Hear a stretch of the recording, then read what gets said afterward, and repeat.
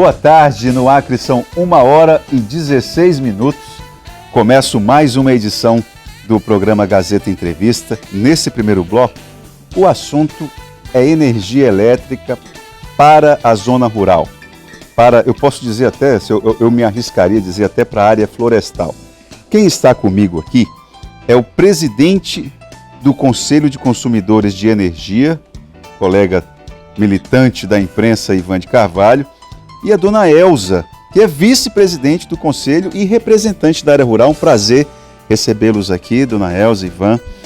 Ivan, vocês estão, junto com a empresa distribuidora de energia aqui, que é a Energisa, elaborando um plano de solução para resolver os problemas da leitura dos relógios que registram o consumo na área rural. Assim, de forma muito rápida, qual é o desenho que o Conselho defende? Veja bem, qual é o modelo, perdão? Primeiramente, boa tarde a você, boa tarde a todos os telespectadores.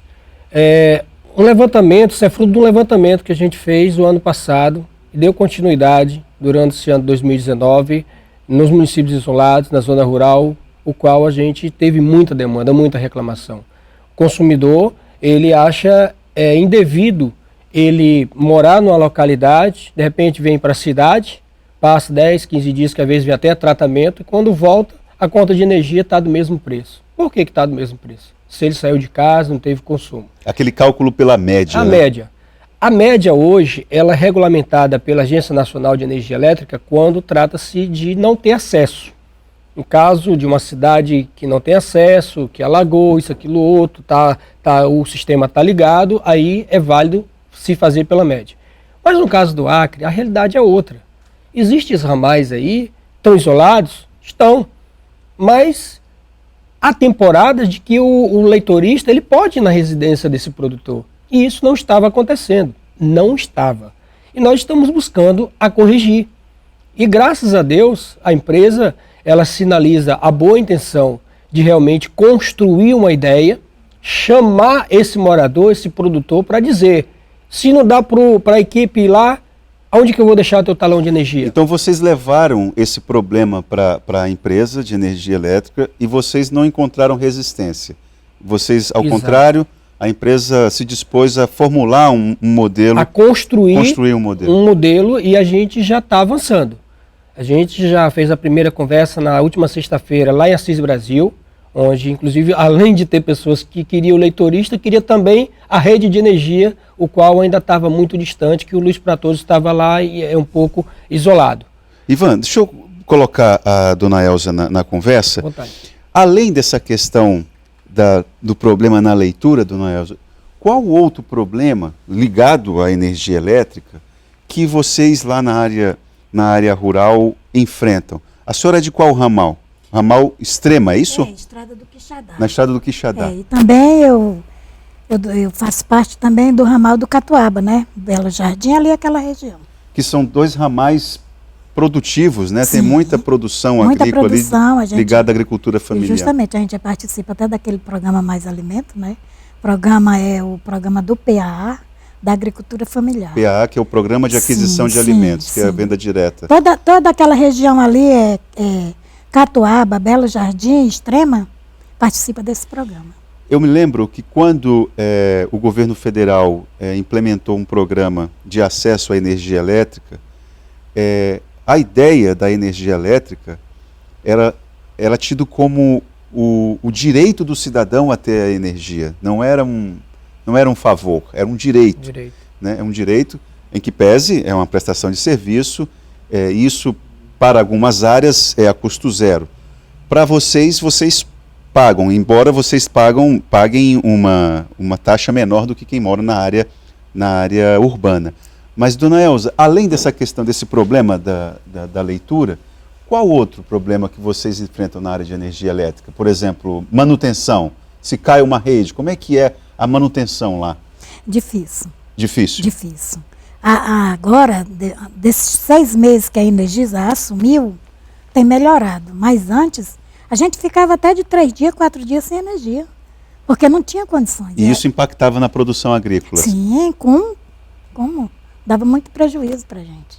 Né? Para quem já tem uma margem de lucro pequena, É verdade. qualquer prejuízozinho a mais é Poxa, danado, né? Com certeza. Ivan, o que vocês não abrem mão? A gente não abre mão da qualidade do serviço e de uma tarifa justa. O que é a tarifa justa? É eu pagar o que eu estou consumindo.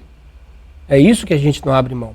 E o Conselho realmente levantou essa bandeira para a zona rural nesse ano de 2019 e não vamos de maneira nenhuma medir esforços para chegar até esse produtor, até essas comunidades. E por que é difícil a empresa, não estou falando especificamente da Energisa, mas toda empresa de energia elétrica, com essa ideia essa dinâmica de cálculo pela média, tem dificuldade de entender isso que você acabou de dizer. Eu quero pagar por aquilo que eu consumi.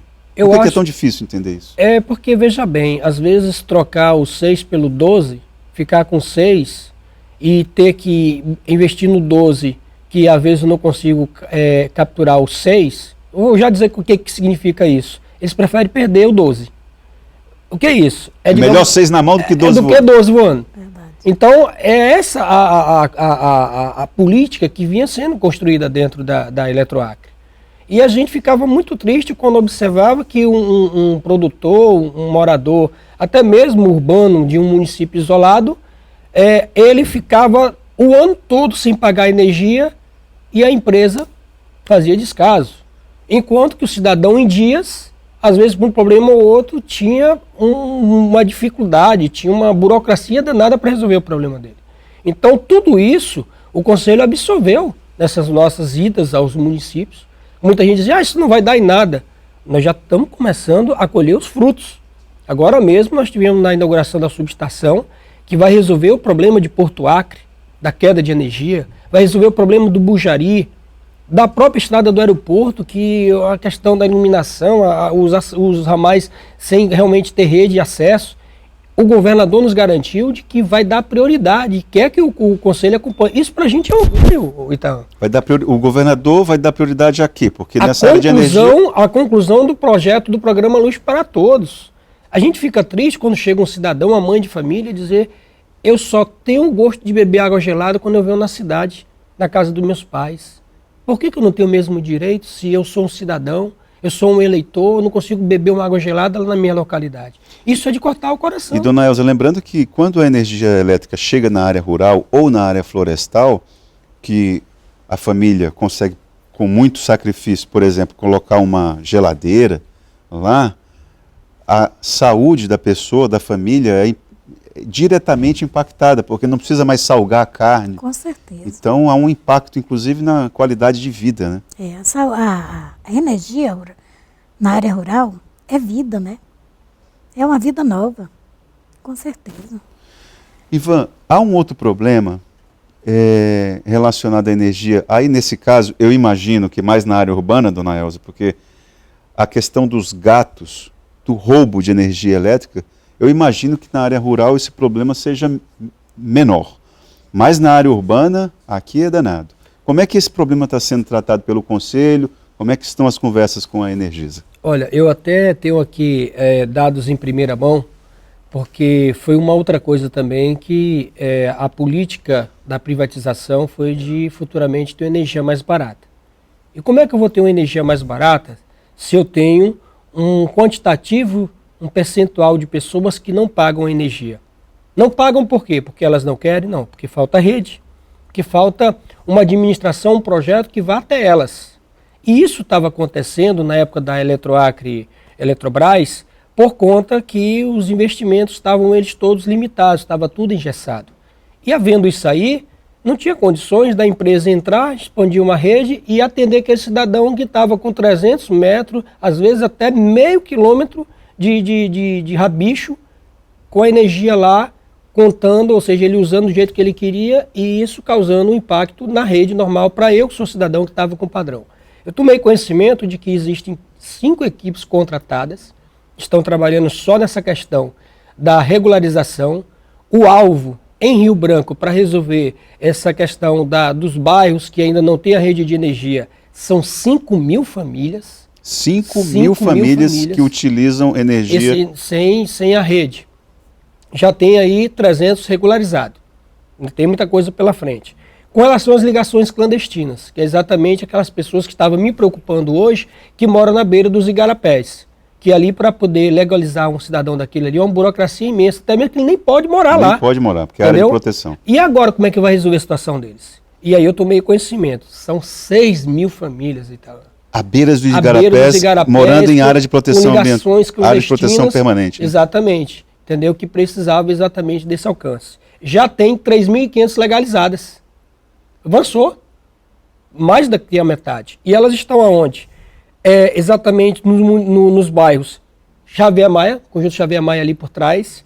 Também no Laele Alcântara, também já começou a regularizar a situação deles. No Judia e também no Taquari. Ligações que estavam nessa situação. Isso me alegra, porque eu não acho justo eu estar pagando 300, às vezes até 800 reais de energia, o cidadão do meu lado aqui com ar-condicionado, com tudo, não paga um centavo. Então, tem que pagar. Com certeza. O movimento não apoia esse tipo de conduta. E a empresa hoje sinaliza com esse avanço. Aí você me pergunta, eu vou ter um impacto na minha conta de energia amanhã, depois? Eu não posso garantir. Mas que a nossa esperança é que futuramente isso venha impacto, porque nós vamos cobrar. E outra coisa, né, Ivan? Não é justo. Naelza, tem uma pergunta aqui de uma telespectadora que ela não se identificou, mas a pergunta procede. A pergunta é para a pessoa que representa a energia na área rural. Neste caso, seria no município de Feijó. A pergunta é endereçada a ela, Ivan, mas se você puder responder e ajudá-la, não tem problema.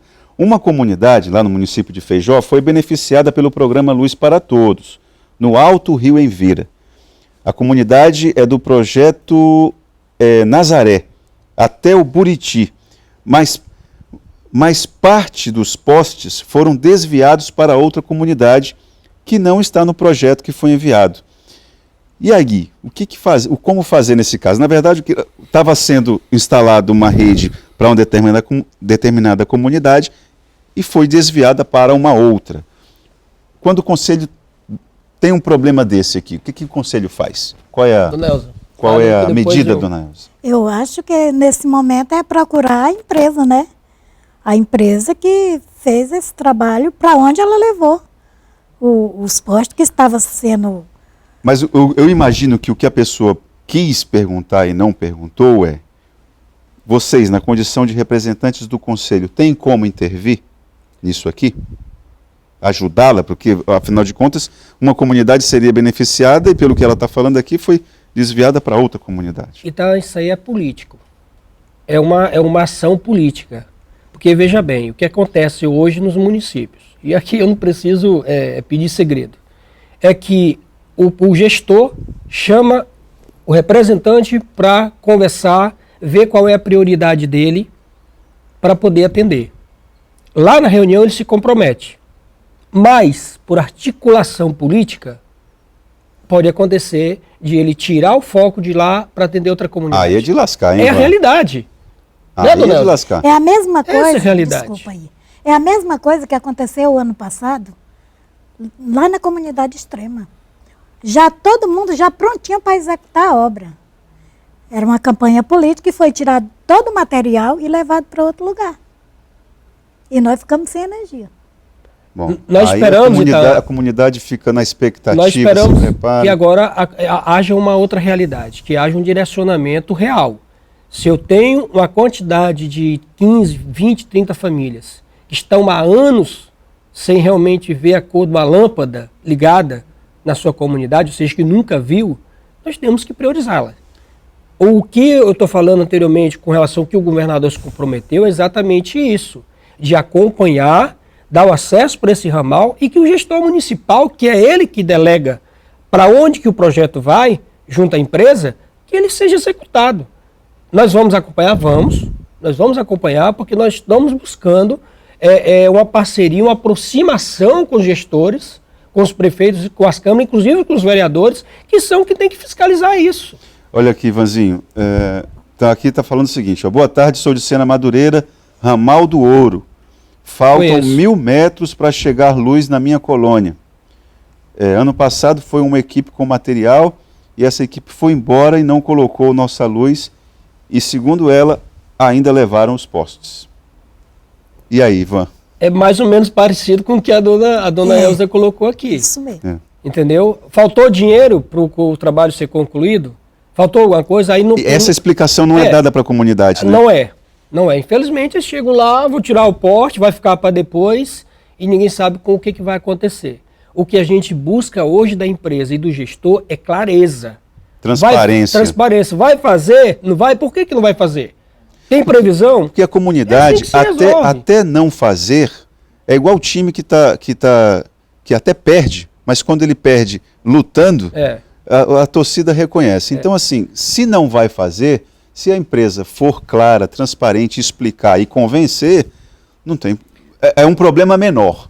Agora, não explicar. O que a gente tem de encaminhamento para isso, Ita, é que esse morador, esse líder, procure o seu sindicato, a sua associação, o seu município lá, o vereador, e pedir explicação deles. Quem pode responder a respeito do que aconteceu é eles. É o mínimo que eles têm que fazer, é dar uma satisfação. E o conselho também vai procurar. Tem a FETAC, nós vamos buscar, junto à FETAC, com ela, inclusive faz parte da gestão, né, da diretoria, de que a FETAC acompanhe. E o conselho vai estar lá. O que a gente vai fazer como conselho? Depois que for legalizado a situação desse produtor, desse morador, nós vamos chegar com ele com a conscientização, dizer para ele a que ponto ele pode realmente ter uma energia de qualidade e um valor que ele possa pagar.